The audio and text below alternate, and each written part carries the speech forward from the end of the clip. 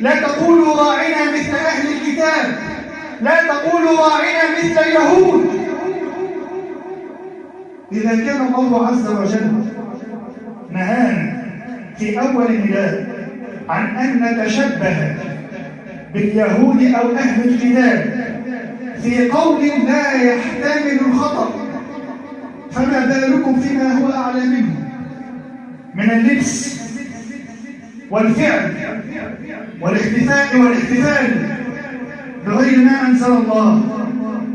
إذا كان هذا هو أول نداء للمؤمنين، فما حال من يعصي هذا النداء ويتجنب هذا النداء ولا يذعن ويستسلم لهذا النداء الذي أمر الله عز وجل به من فوق 7 سماوات؟